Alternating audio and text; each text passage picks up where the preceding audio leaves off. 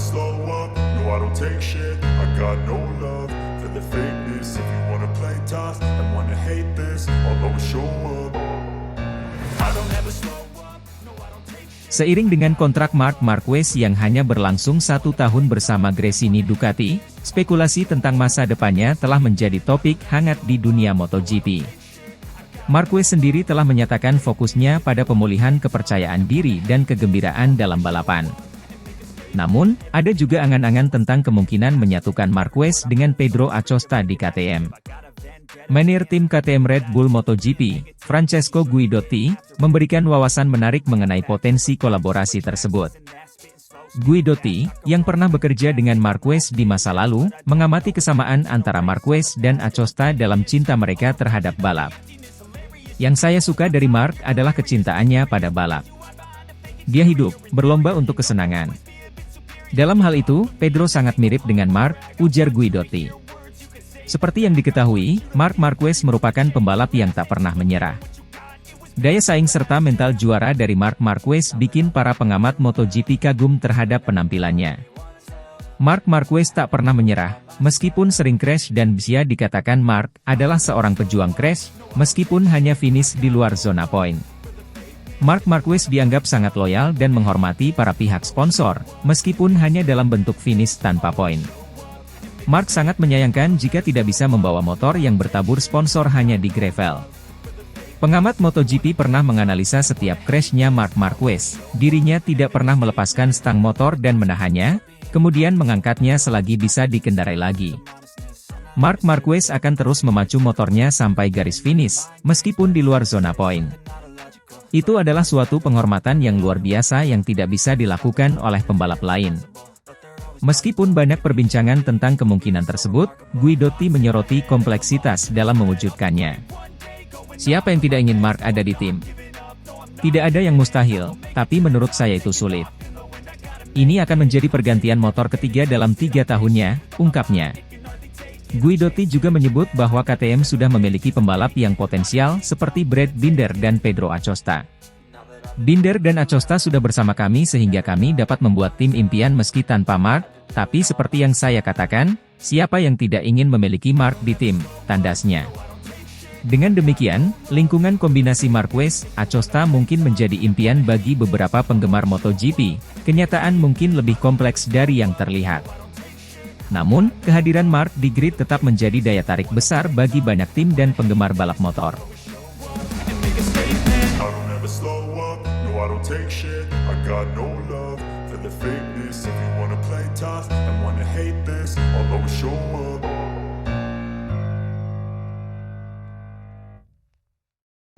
Seperti yang kita ketahui bersama Marc Marquez hanya memiliki kontrak 1 tahun bersama Gresini Ducati untuk kemudian dia bisa bebas memilih ke tim atau pabrikan mana ia akan berlabuh sesudah ini. Secara umum mungkin yang paling masuk akal adalah ke Lenovo Ducati atau ke Pramac Racing. Marc Marquez sebelum MotoGP Portugal sempat bilang bahwa ia hanya mau konsentrasi ke pengembalian, kepercayaan diri dan mencoba kembali merasakan balapan yang menyenangkan karena jika keduanya hadir maka hasil balapan pun akan mengikuti di belakangnya sehingga pada akhirnya, masa depan pun juga akan secara bersamaan mudah diraih. Namun, ada satu opini dan mungkin angan-angan mengenai bagaimana menyatukan Marc Marquez dengan Pedro Acosta di KTM masa depan. Mengenai ini kebetulan manajer tim KTM Red Bull MotoGP, Francesco Guidotti sempat ditanya oleh jurnalis Cycle World. Ya, saya telah bekerja dengan begitu banyak pembalap yang berkompetisi di grid MotoGP. Begitu Francesco ketika dikonfirmasi bahwa ia pernah membersamai karir Marc Marquez dahulu. Lanjut ia mengatakan, untuk berada di MotoGP Anda harus cepat, jadi saya anggap remeh. Yang saya sukai dari Marc adalah kecintaannya pada balap. Dia hidup, berlomba untuk kesenangan. Dalam hal itu, Pedro sangat mirip dengan Marc. Lanjut mengenai rumor kombinasi Marc Marquez, Pedro Acosta, Francesco memberikan jawaban, siapa yang tidak ingin Marc ada di tim? Ada banyak pembicaraan mengenai hal ini, namun segala sesuatunya selalu lebih kompleks. Tidak ada yang mustahil, tapi menurut saya itu sulit. Ini akan menjadi pergantian motor ketiga dalam 3 tahun baginya. Binder dan Acosta sudah bersama kami sehingga kami dapat membuat tim impian meski tanpa Marc, Tapi seperti yang saya katakan, siapa yang tidak ingin memiliki Mark di tim? I don't ever slow up, no I don't take shit. I got no love for the fakeness. If you wanna play tough and wanna hate this, I'll always show up. Marc Marquez dan Pecco Bagnaia mengalami momen unik dalam balapan MotoGP Portugal 2024 pada minggu kemarin. Keduanya bersenggolan di tikungan 5 pada lap 23 dan pulang tanpa poin. Meski beda pendapat soal kronologi peristiwa tersebut, keduanya kompak yakin ini insiden balap biasa. Dalam balapan ini, Bagnaia dan Marquez melaju di papan atas. Namun, keduanya baru bertarung sengit dalam 5 lap terakhir. Marquez yang berada di posisi ke-6 berusaha mengejar Bagnaia, setelah rider Ducati Lenovo Team itu tersalip Pedro Acosta pada lap 21. Pada lap 23, Marquez menemukan celah untuk menyalip Bagnaia di jalur dalam tikungan 5. Bagnaia pun bertekad langsung membalas, tetapi keduanya malah bersenggolan dan terjatuh. Akibat insiden ini, Bagnaia gagal finish, sementara Marquez bisa melanjutkan balapan tetapi sekadar finish ke-16. FIM Stewards menilai Marc Marquez dan Pecco Bagnaia tak bersalah soal insiden MotoGP Portugal. Lewat Crash.net, Marquez mengaku maklum jika ia dan Bagnaia sulit sepakat soal sudut pandang insiden itu ketika keduanya dipanggil oleh FIM Stewards. Namun, ia meyakini bahwa insiden ini adalah insiden balap biasa yang tak perlu memicu penalti, meski juga menyatakan bahwa Bagnaia kelewat agresif. Menurut saya, itu salah Pecco, tetapi bukan hanya soal insiden ini, karena ia mencoba kembali, lewat jalur dalam. Oke, dia terlalu optimistis, tetapi kontak memang bisa terjadi. Namun, itu kesalahan karena kami memperebutkan posisi 5 dan 6. 2 poin lebih banyak, 2 poin lebih sedikit, ujarnya. Dia juga kesulitan dengan bannya, terutama ban belakang. Pada akhirnya, ketika ada 3 lap tersisa, Anda tahu Anda bisa kehilangan posisi, jadi tak perlu mencoba kembali dengan cara agresif. Namun, dia memutuskan begitu. Konsekuensinya, bagi Ducati, kami berdua meraih 0 poin, lanjutnya Marquez. Pecco Bagnaia sangkal tuduhan Marc Marquez, dia merasa tidak agresif. Di lain sisi, Bagnaia yakin manuvernya kepada Marquez tak agresif dan tak berisiko tinggi.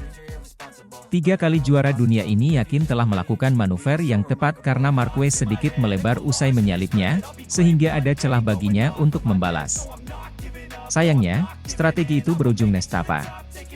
Ketika ia menyalip saya, ia melebar. Ketika rider di depan Anda bertarung dengan Anda dan dia melebar, apa yang Anda ingin lakukan?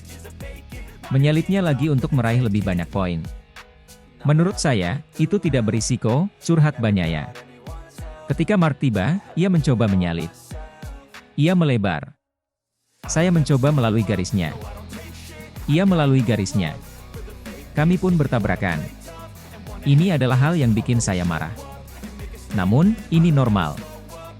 Insiden balap biasa, tutup rider Italia ini, yang harus rela melihat kemenangan jatuh ke tangan Jorge Martin. I don't ever slow up, no I don't take shit. I got no love for the fakeness. If you wanna play tough and wanna hate this, I'll always show up. Drama tubrukan Marquez dan Bagnaia warnai kemenangan Jorge Martin, Pedro Acosta cetak podium perdana. Pembalap prima Pramac Racing, Jorge Martin, dengan mulus sukses meraih kemenangan pada balapan seri kedua di MotoGP Portugal 2024. Sayang sekali Marc Marquez harus terjatuh ketika sedang bertarung dengan Francesco Bagnaia. Marc yang start dari baris ketiga posisi 8 sukses menjalani balapan dengan mulus. Sepanjang balapan Marc Marquez selalu melakukan perlawanan kepada para rivalnya. Marc Marquez sebelumnya bertarung dengan rookie MotoGP yakni Pedro Acosta. Drama dimulai ketika Acosta sukses melewati Marc Marquez. Acosta tampak mengejar Francesco Bagnaia yang berada di posisi keempat. Sempat bertarung sengit, Pedro Acosta akhirnya sukses lampaui Bagnaia.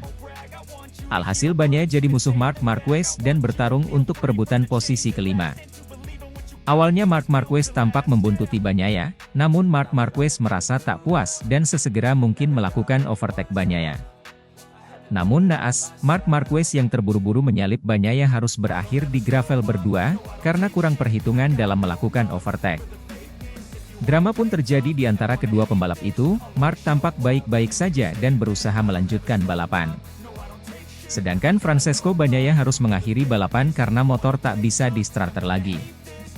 Martin mendominasi sepanjang balapan hingga akhirnya menyentuh garis finish pertama dengan catatan waktu 39 menit 19,539 detik pada balapan yang dihelat di sirkuit Algarve, Portimao. Enea Bastianini, Ducati Lenovo, dan Pedro Acosta, Red Bull GasGas Tech 3, melengkapi podium dengan secara berurutan finish kedua dan ketiga.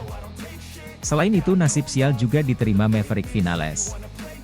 Sukses memimpin balapan di barisan kedua, di lap akhir Vinales terjatuh karena motor RSGP Aprilia miliknya mengalami trouble fatal sehingga dia terjatuh dan menyumbangkan podium pada Pedro Acosta.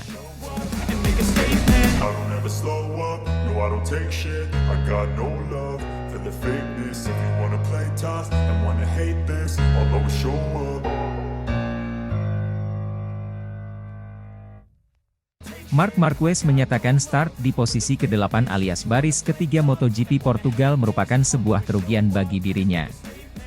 Marc Marquez menunjukkan performa impresif dengan finish di posisi kedua pada sprint race MotoGP Portugal. Ia bisa mencapai posisi tersebut dengan memulai balapan di posisi ke-8. Walaupun menunjukkan performa impresif, Marc Marquez tetap menyesali kegagalan dirinya mendapat posisi start yang lebih baik. Baby Alien yakin bahwa posisi start di baris ketiga merupakan sebuah kerugian. Namun hal itu sangat dipahami oleh bos Gresini Racing. Usaha besar Marc Marquez sangat diapresiasi tinggi oleh Padovani. Gresini Racing sejak awal debutnya bersama Marc Marquez tak terlalu memberikan target yang tinggi, mengingat status juara dunia 6 kali itu dinilai belum sembuh dari cedera bahu yang dialami pada musim 2019 itu. Padovani sangat bangga ketika Marc Marquez mampu membawa Desmosedici GP23 pada sprint race di posisi kedua adalah sebuah hadiah yang fantastis, namun demikian bos Gresini itu tak juga melupakan perjuangan Alex Marquez yang mampu finish di posisi ke-13. Marc Marquez juga memberikan pernyataan seperti ini, "Saya sangat bahagia dengan balapan yang berlangsung karena posisi kedua berarti langkah berikutnya dari proses yang kami jalani. Namun bila mengecek keseluruhan, saya selalu berusaha menganalisis segalanya. Saya melakukan kesalahan besar di kualifikasi yang menyebabkan saya kehilangan kesempatan untuk start dari baris pertama," ucap Marc Marquez seperti dikutip dari Crash. Marc Marquez selalu berusaha menghibur diri dengan menonjolkan performa di sprint race sebagai hal yang tetap patut dibanggakan oleh dirinya dan tim jelang balapan hari Minggu. Mudah untuk bisa berada di baris pertama dan kedua. Namun berada di baris ketiga benar-benar banyak merugikan kami. Namun setidaknya hari ini kami bisa tampil cepat dan punya kecepatan yang bisa jadi hal yang sangat penting di pekan ini. Kami punya kecepatan yang lebih baik dibandingkan di Qatar. Hal itu membantu saya untuk bisa menyalip dan tampil lebih konsisten, ujar Marc Marquez. Dengan posisi start di baris ketiga, Marc Marquez perlu usaha ekstra saat balapan dimulai. Hal itu yang bakal jadi tantangan pertama bagi Baby Alien di awal balapan.